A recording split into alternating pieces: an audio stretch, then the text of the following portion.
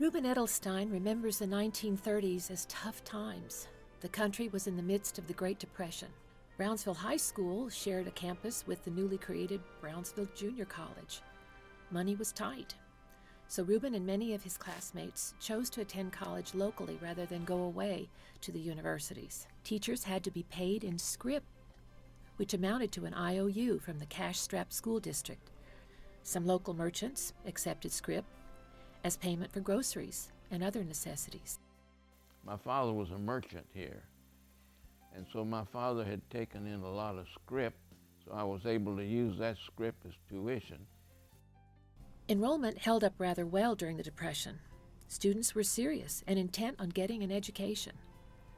Ruben remembers teachers like Charlotte Hyman, Grace Edmond, and Salome Scanlon, who made a difference for him.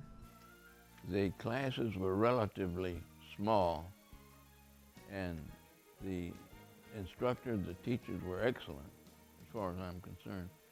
Ordinarily, most of the teachers that were assigned to the college concentrated their efforts within the college. They were not overlapping into the high school.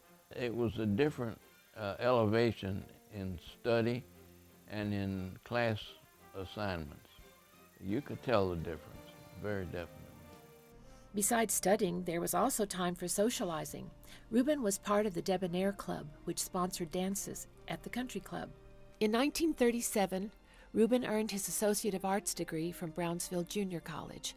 There were 50 graduates in the class. That fall, he transferred to the University of Texas at Austin to study business. 2 years later, in 1939, he was awarded a Bachelor of Business Administration degree. The war intervened in 1941, and Ruben enlisted in the U.S. Army.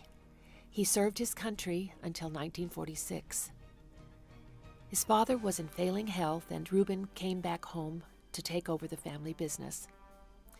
Ruben says he learned a lot from his father. He came here with nothing, he was an itinerant peddler.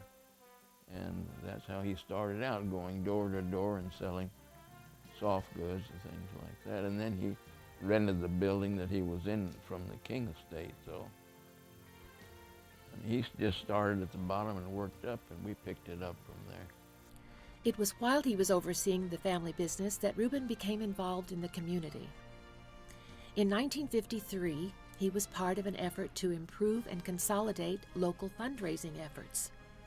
This effort laid the foundation for what is today the United Way of Brownsville. He helped raise funds for the Brownsville Charity Home and to increase the size and services of Brownsville Mercy Hospital. Today, one of the buildings at the hospital bears his name.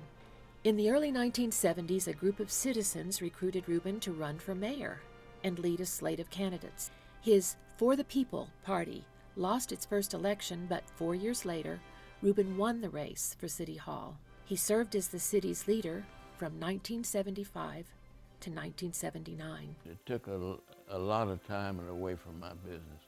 To do it right, you had to dedicate a great deal of time. I used to be on call for 24 hours a day, and that's what it took to accomplish some of the things that we went after.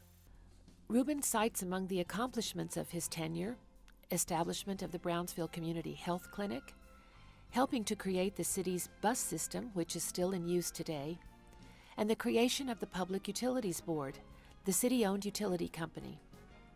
Ruben was the founding chairman and served for 7 years on the board. Ruben saw public service as an opportunity to repay the people of Brownsville, his friends, neighbors, and citizens for supporting Edelstein's Furniture over the years and helping it grow. I felt that we owed the community something for what the community had done to further my father. In 1979, Ruben left politics to concentrate on his family and his business. That business grew and grew, and in 2008, with 12 branch stores, and after 102 years in business, Edelstein's Furniture was sold.